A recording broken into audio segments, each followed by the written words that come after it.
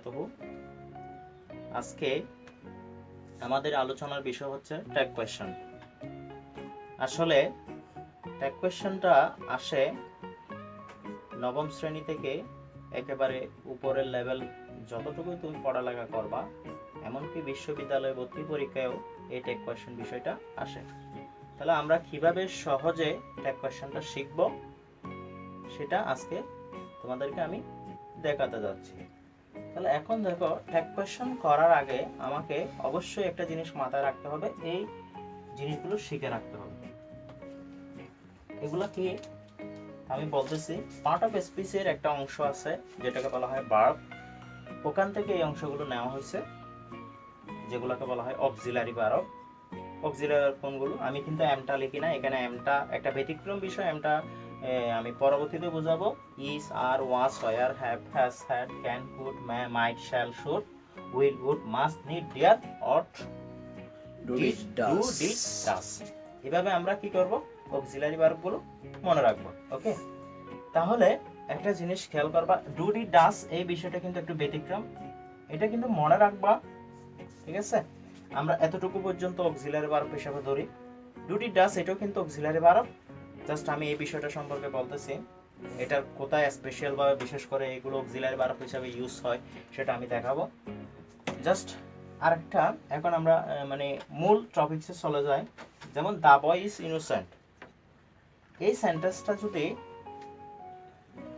হ্যাঁ বোধক হয় ওখানে লিখতে হবে না বোধক। অর্থাৎ এটা যদি অ্যাফার্মেটিভ হয় এদিকে লিখতে হবে নেগেটিভ, আর এটা যদি নেগেটিভ হয় এদিকে লিখতে হবে অ্যাফার্মেটিভ। অর্থাৎ আমি আবার বলতেছি, এখানে যদি নট না থাকে এখানে কি করতে হবে? নট আনতে হবে। আর যদি এখানে নট থাকে এখানে নটটা তুলে দিয়ে বসাতে হবে। মানে এই জিনিসটা হয়তো একটু বিজি বিজি লাগতেছে, মানে নট বসাবো নট না বসাবো, জাস্ট তোমরা এটা মাথার মধ্যে একটু ক্যাচ করে রাখো। পরবর্তী আমি জিনিসটা বুঝাই বলতেছি।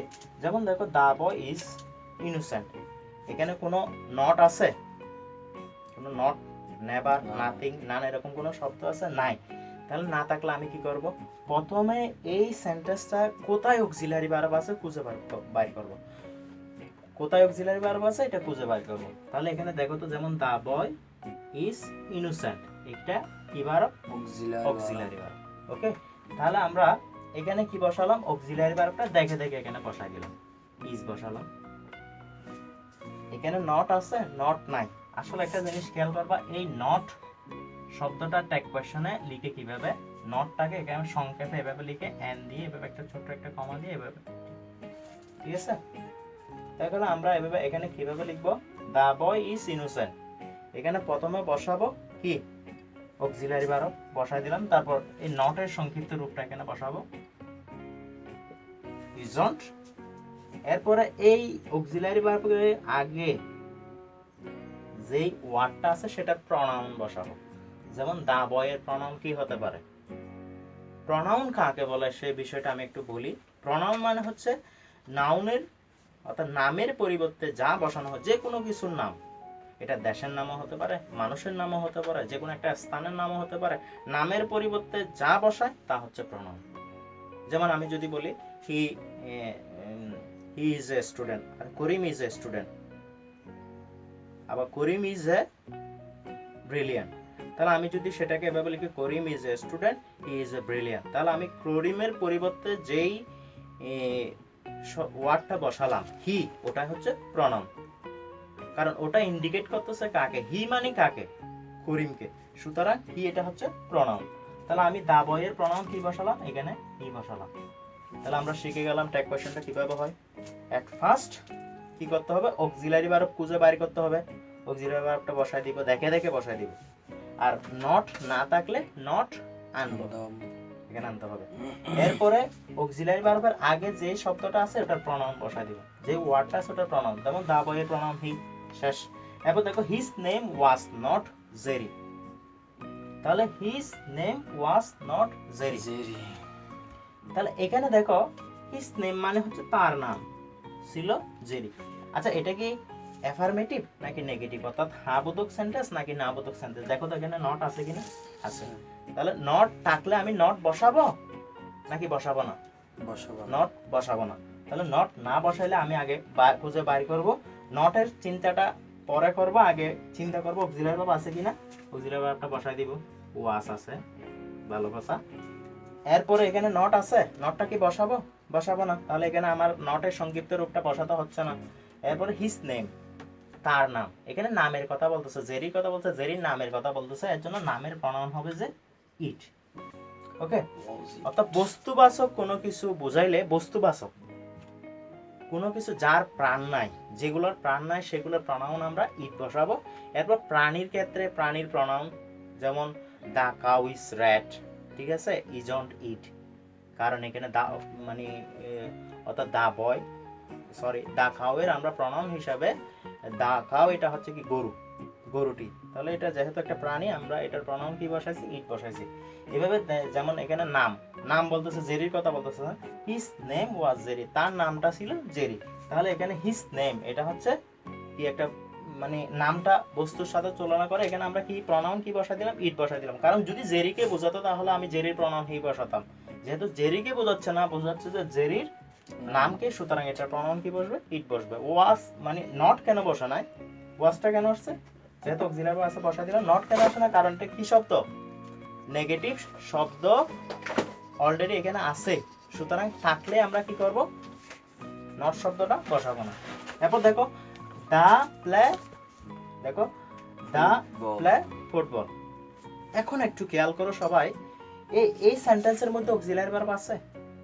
এই সেন্টেন্সে যেমন they play football, Meena knows the matter, he told me the matters, এখানে অক্সিলারি ভার্ব আছে? কেউ কি বলতে পারবা? এখানে কিন্তু অক্সিলারি ভার্ব নাই। প্রশ্ন হচ্ছে না থাকলে কি করব? এই না থাকলে এই তিনটা অক্সিলারি ভার্ব নিয়ে আসবা, একটা ডু আর একটা ডিড আর একটা হচ্ছে ডাস। ডু কখন আনবো, ডিড কখন আনবো, ডাস কখন আনবো, এটা আমাকে ভার্বে বলে দিবে। এবং এই লাইনের মধ্যে ভার্ব কোনটা? অক্সিলারি, আমি তোমাদেরকে বলছিলাম অক্সিলারি ভার্ব থাকলে অক্সিলারি ভার্বটা বসে যায়, না থাকলে কি হবে? এখন প্লে, এখানে অক্সিলারি ভার্ব আছে না স্যার? এখানে অক্সিলারি ভার্ব নাই, না থাকলে এই ভার্বটা দেখবো কোন ফর্মের মধ্যে আছে, present form, past form, past participle form. এগুলোকে আমি একটা নাম দিছি ভার্ব 1, ভার্ব 2, ভার্ব 3।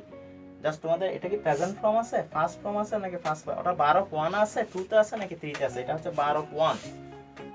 আমাদের স্ট্রং ভার্ব আর উইক ভার্ব কিছু বিষয় আছে, ভার্বের বিষয়, এগুলো একটু শিখে ফেলবা তোমরা। এখানে কিসের মধ্যে আছে? ভার্ব 1। তাহলে আমি এখানে দেখো তো ডু নিব নাকি ডাস নিব নাকি ডিড নিব? এখানে ভার্ব 1 এর গেটআপের মধ্যে আছে যে ডু, তাহলে আমি এখানে দেখে দেখে ডুটা বসাই দিব। জাস্ট আমি এখানে ডু বসালাম। এখন আমার প্রশ্ন হচ্ছে এখানে নট আছে? না স্যার, নট নাই। নট না থাকলে নটটা আনবো, মানে নট আনবো, নট পুরাটা আনবো না, নটের সংক্ষিপ্ত রূপ। ওকে, আনার পর এখন ডোন্ট বসালাম। এরপরে দেখো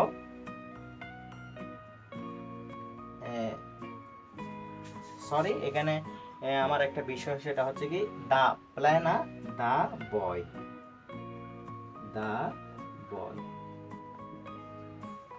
এখানে সবাইকে মানে আমি একটু দুঃখ প্রকাশ করতেছি, এখানে হচ্ছে দা বয় ছিল। ওকে, এখানে দা প্লে না দা বয়। হয়তোবা অনেকে প্রথমে দেখে বলতে পারবা সেন্টেন্সটা ভুল আছে, এরকম আছে সেরকম আছে, এটা লেখার সময় একটু মিস্টেক হয়েছে, সবাই ক্ষমা সুন্দর দৃষ্টিতে দেখবা জিনিসটা। এখানে হবে যে দা বয়। এখানে যেহেতু প্লে আছে, তাহলে প্লেটা এটা কি অবস্থা? ভার্ব 1 অবস্থা আছে, সুতরাং এখানে আমি কি বসাবো? দুটাকে বসাবো। নট নাই, নট আনছি। এখন দা বয়ের প্রনাউন কি হবে? দা বয়ের প্রনাউন যেহেতু এটা একটা ব্যক্তি, আমি এটার প্রনাউন হি কি বসাবো? হি বসাবো। বুঝতে পারছো? এবার দেখো মিনা নোজ দা ম্যাটার। এখানে দেখো এখানে অক্সিলারি ভার্ব নাই, না থাকলে আমি মেইন ভার্ব কোথায় আছে দেখবো। এটা হচ্ছে মেইন ভার্ব। দেখো K N O W S, K N O W, know, know তো হচ্ছে জানা, কিন্তু এখানে যে একটা এস যুক্ত হলো, এই এসটা যুক্ত হওয়ার কারণে আমি নো থাকলে ডুটা নিতাম। এখানে যেহেতু এস আছে, আমি কোনটা নিব? ডু নিব নাকি ডাস নিব? কারণ ডু এর সাথে ইএস লেস ওয়ালা বিহীন ভার্ব হচ্ছে ইএস, তাহলে আমরা এখানে কি বসাবো? ডাস বসাবো। ডাস বসাবো। নট নাই, নট আনবো। ওকে, তারপর এখানে মিনা, মিনা হচ্ছে মেয়ে, সুতরাং মেয়ের প্রনাউন আমরা এখানে কি বসাবো? শি। একটা জিনিস মাথায় রাখবা, পরীক্ষার মধ্যে কিন্তু পুরোটাই লিখতে হবে, জাস্ট গ্যাপে মানে পুরো প্রশ্নটা লিখে গ্যাপের মধ্যে আনসারটা দিবা। এই দাগগুলো কিন্তু দিতে হবে, আর এদিকে প্রশ্নবোধক চিহ্ন দিতে হবে। অনেক সময় এই প্রশ্নবোধক চিহ্নটা না দেওয়ার কারণে মার্ক দেয় না পরীক্ষার মধ্যে।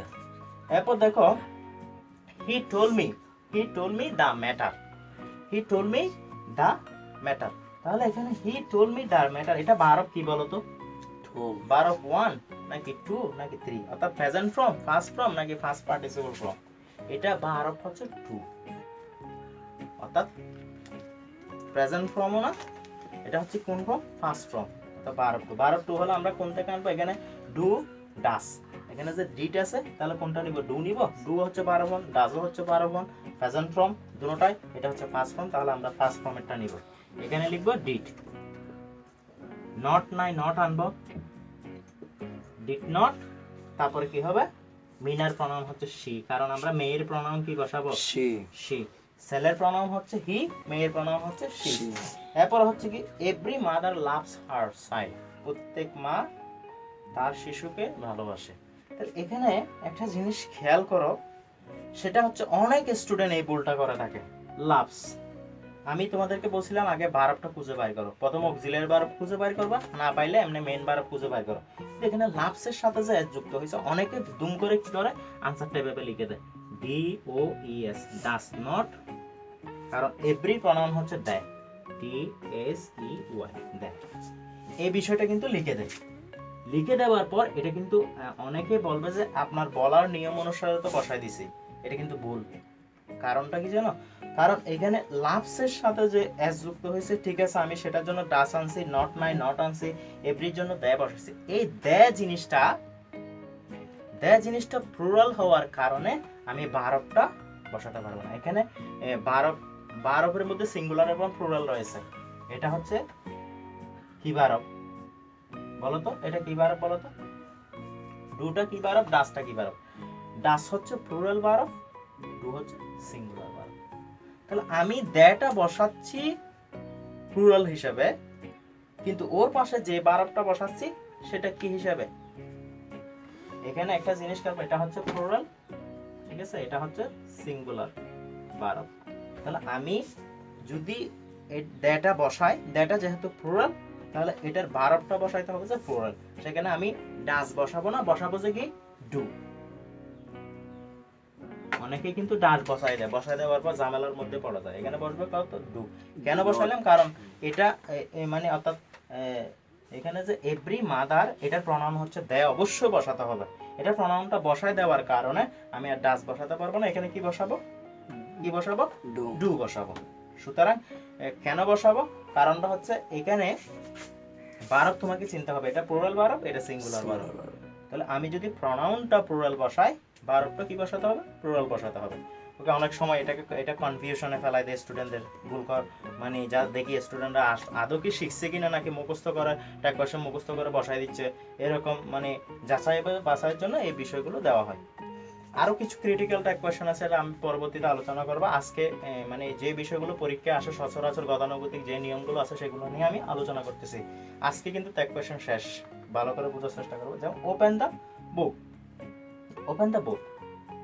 ইম্পারেটিভ সেন্টেন্স, ইম্পারেটিভ সেন্টেন্স মানে কি বলতো? ইম্পারেটিভ সেন্টেন্স মানে হচ্ছে কি আদেশ নির্দেশ, এরকম কোন সেন্টেন্স বোঝালে সেটা আমি উইল ইউ বসাই দিতে পারবো।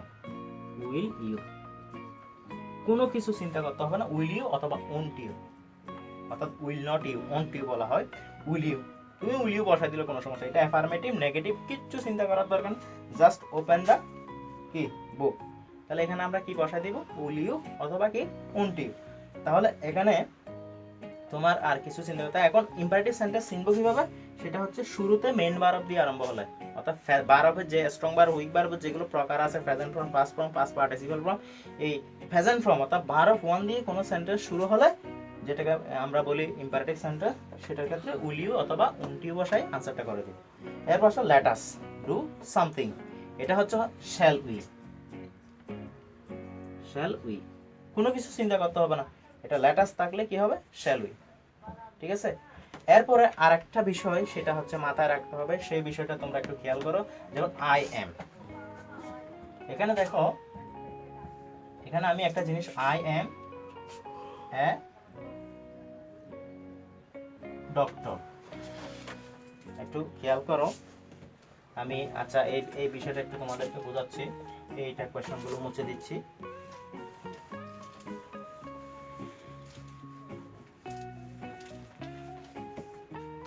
আই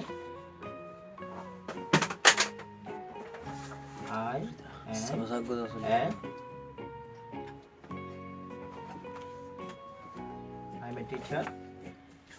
আমি এইটা কোয়েশ্চনটা করলাম।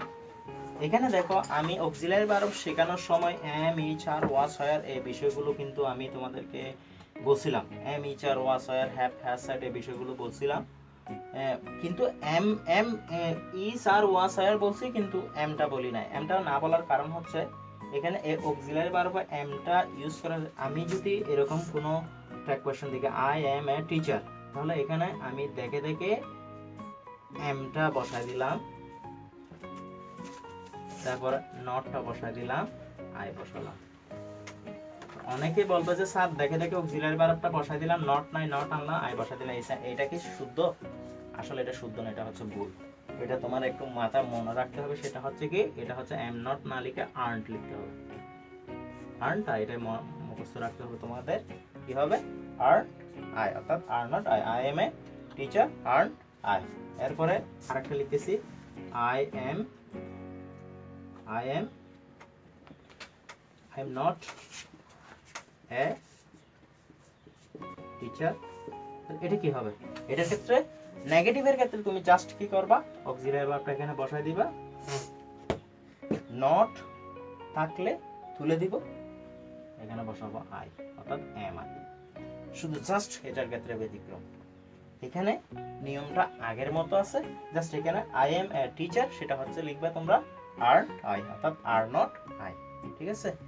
এভাবে আমরা আরো অল্প কয়েকটা ট্যাগ কোয়েশ্চেনের নিয়ম আছে, এটা পরবর্তী দ্বিতীয় ক্লাসে আমি তোমাদেরকে দেখাবো। আজকে এতটুকু। সবাইকে ধন্যবাদ জানিয়ে আজকের ক্লাস এখানে শেষ করলাম।